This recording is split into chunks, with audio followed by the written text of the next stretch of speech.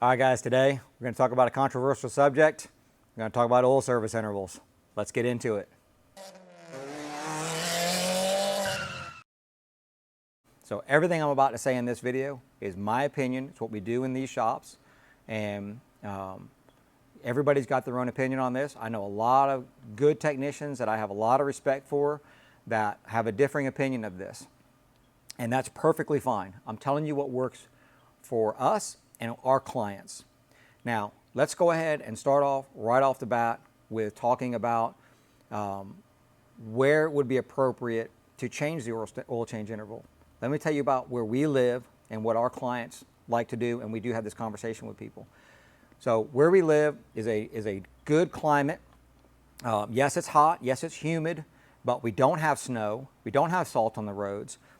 Yes, we do have the ocean right here, but we don't get rust issues. The only time people get rust issues here if they go drive on the beach, and most people aren't doing that. So vehicles here last a very, very long time. They do not rust away. They do not rot away. If you maintain them, we still have people here with cars. We've got one of our employees that has an '89 Toyota Camry, and the thing still is in great shape.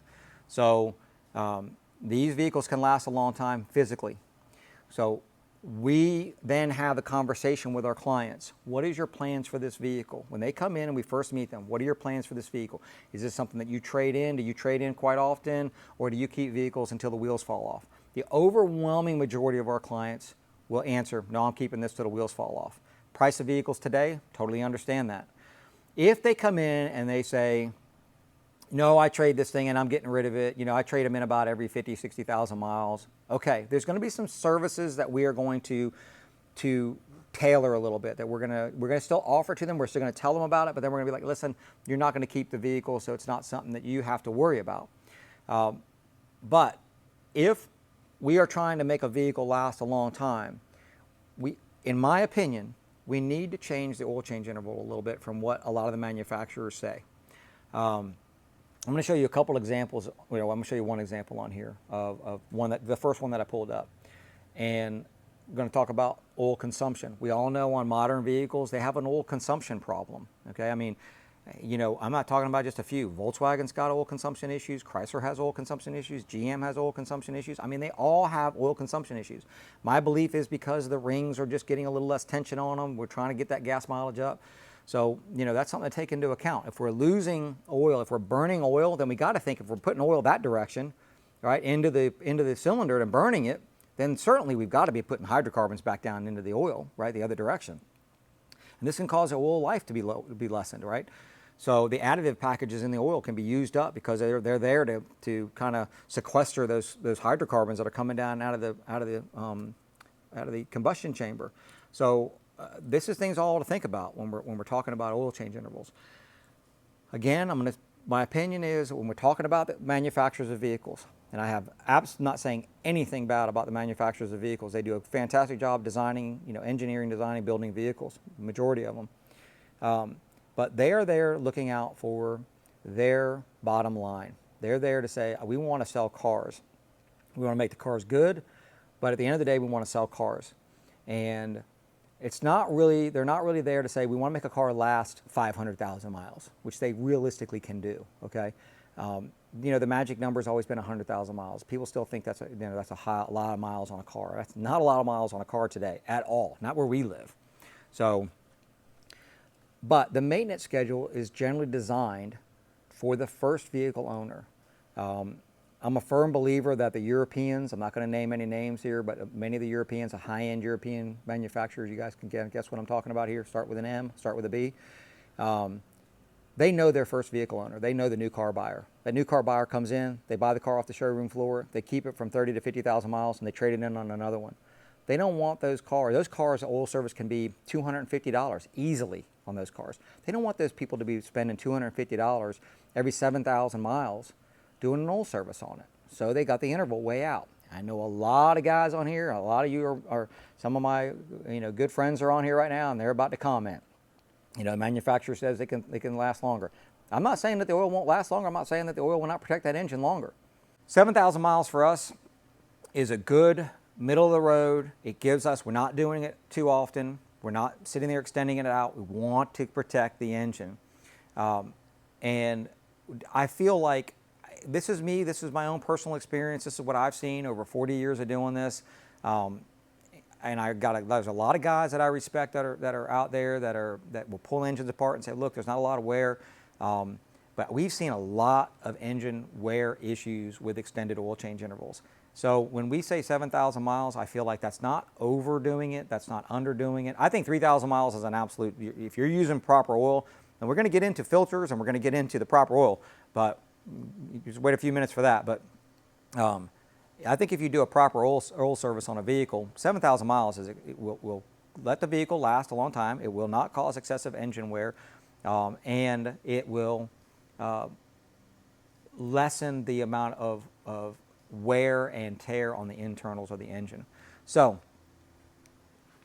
why do I say, a lot of people will say, well, the manufacturer says, throw a number out there, whatever it is, 15,000 mile service, 10,000 mile service, 7,500, which, okay, whatever it may be, okay? And they go, the manufacturer says that they built the car, they know the best.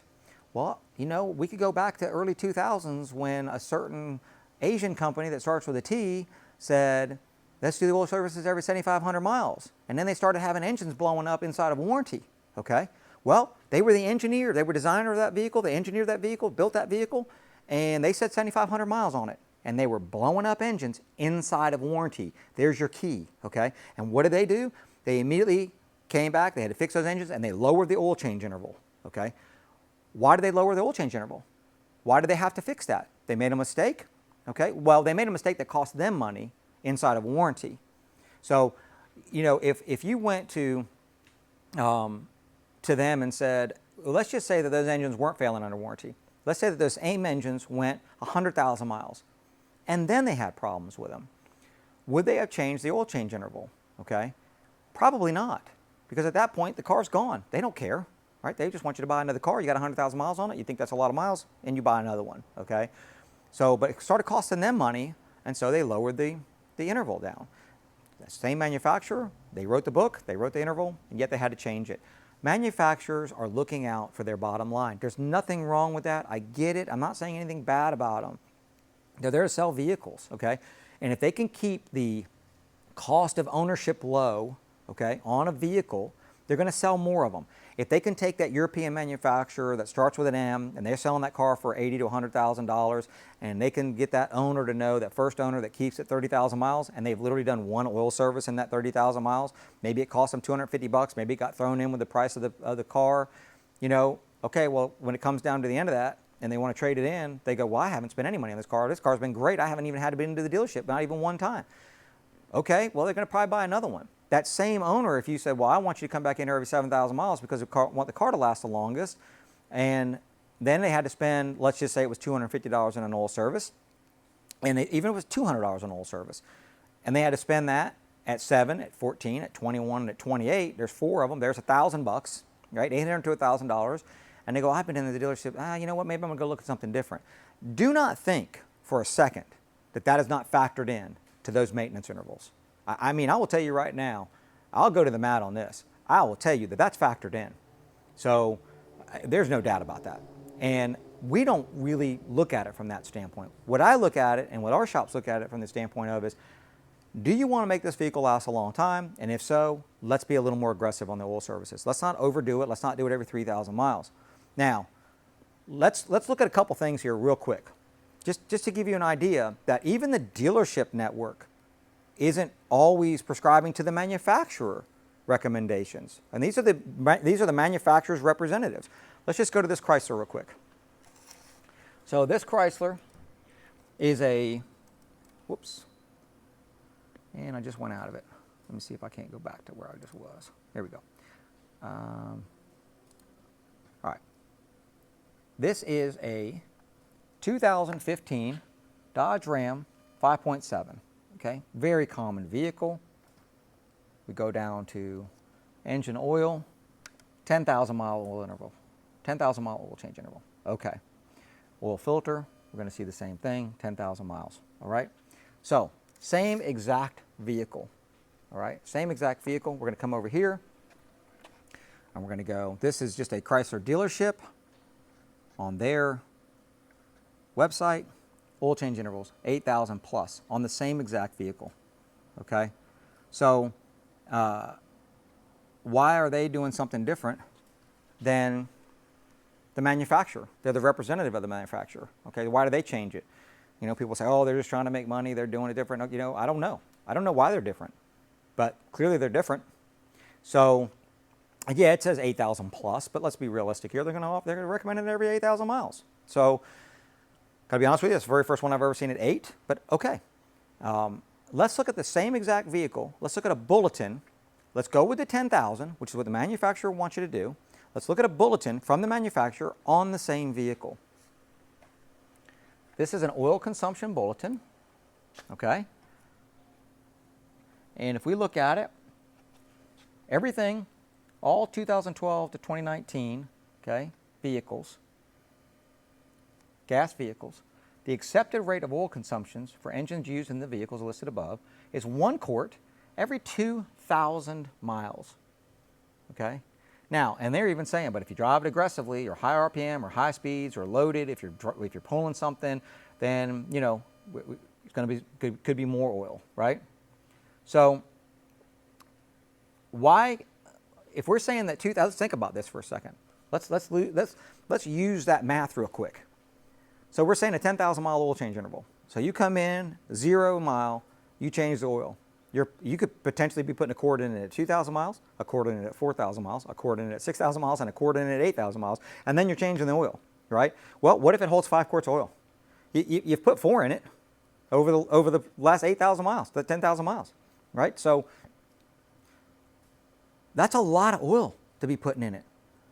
Many years ago, this was on a 2012 domestic product. I'm not going to name the manufacturer. Don't want to get in trouble here. Okay, we had a lady that came in, and she was having an oil consumption on on her SUV truck. Okay, again, a domestic product, and she had been back to the dealership. It was a 2012, and it was really new. It had like 20-something thousand miles on it, and it was consuming a quart of oil every 1,000 miles. And she'd been back to the dealership, and they said that's normal. Now they had I want to say on that one, a 7,000 mile oil service, okay? So, no, I'm sorry, that was a 10,000 mile oil service also, I'm sorry. That was a 10,000 mile oil service. So, she came to us, she's like, can you guys help me? Can you guys do anything? Well, I mean, what are we going to do? It's a brand new vehicle under warranty. So, I called, almost slipped and said the name, I called the manufacturer directly and just talked to their representative and said, this is what we've got, this is a year. And the manufacturer's representative, she told me that the actually normal oil consumption on that vehicle was 1 quart every 750 miles on that vehicle.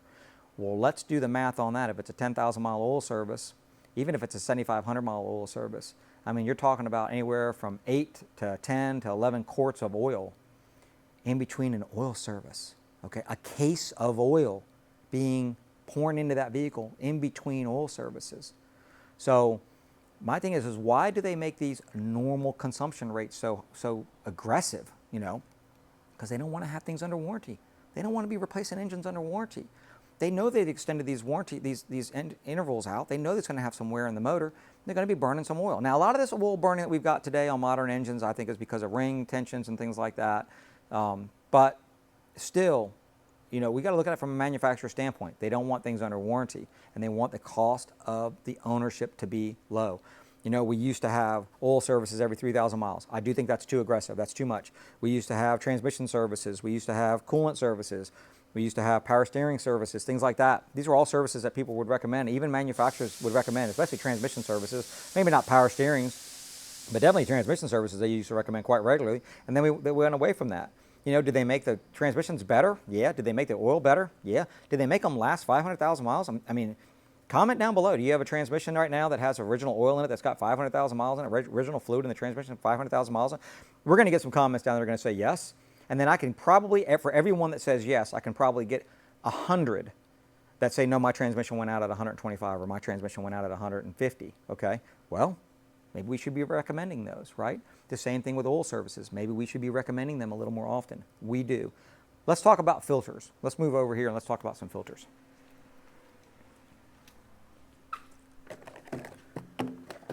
So we all know oil services are many places use them as a loss leader. We don't do that here, okay? We believe to charge the proper price for an oil service. We're going to do the proper service on the vehicle. We don't use cheap oil filters at all. We don't use cheap oil at all. We follow the specifications. It's not going to be that it's recommended oil. It's going to be that it's approved oil for the vehicle. And that's across the board. And there's a lot of different oils out there. If you guys are working somewhere and they've got one oil that they dump in everything, you might want to rethink that situation. That's all I'm going to say about that. So not one size does not fit all on this stuff. And it's the same thing with every fluid in the vehicle. So let's talk about filters though. Most places are buying the absolute rock bottom cheapest filter they can possibly buy. Why? Because they're trying to do an oil service for the rock bottom cheapest price they can possibly do it for. Okay, I get that. I don't subscribe to that, but I guess if that's your business model, okay. But if you're putting a cheap filter on it, and I could cut some filters open, because we do. These days, we don't have to cut them open because most of them are cartridge filters. But I've been cutting filters open for a long time, many, many, many years. And looking at the inside, somebody will come in and go, we got the greatest filter known to man. And you cut them open and go, yeah, not so much, right? The gold standard for us, no pun intended, has always been Wix Gold. And there's some YouTube channels out there that get real aggressive into testing filters, and they get real in depth on these filter tests. They send the oil off, they put debris in it. I mean, they measure everything out, and Wix seems to come out on top or equal to the top on almost every one of them. You go out there and find those videos. It's always been a great filter. I hope that Wix continues. Wix, if you're out there and you're listening to this, please continue to be that, because a lot of companies have gone the other way. A lot of companies that used to be great are no longer great. We won't talk about names, but we want to go with a high quality filter. So Wix Gold, you can look at our wall over there. I'm not messing around here. Wix Gold is the minimum filter that we put on everything, and I say minimum just because we're not putting anything less than that on it. This is all our domestic and all of our Asian vehicles. That's what these are getting. Okay, so high quality filter. This is important when you're doing an oil service. High quality filter also, right? We want to, watch those videos where those people put some of the cheap filters through their paces, and you'll see how little they filter. When we do European vehicles, we're going to do MAN or we're going to do Hengst. Again, high quality filters designed for the European vehicles. They've got the right felt and the right, it's just designed properly for the vehicle. Are these cheap filters? Absolutely not. I don't buy, these filters aren't $2 filters. And that's okay, because when we're having our conversation with our client, we're going to let them know we're using the best that we can get. We're using the stuff that's meant for the vehicle. And there is a lot, even the dealerships out there that are doing discounted oil services that aren't using, you figure you're going back to the dealership, you're getting an OE filter. It's not always the case, because they're using discounted parts, because they're trying to play in that arena with all the low price people, right? And I don't play in that arena. We don't want to be in there. There's too many players in there, right? Well, let's be in the arena where we're going to be high quality, okay, and take care of the vehicle like we're supposed to. It's the same thing with brakes, and we could get into all that stuff too. But a lot of times you go into an OE for brakes and you're not necessarily getting an OE brake pad, because they're trying to be in that price arena.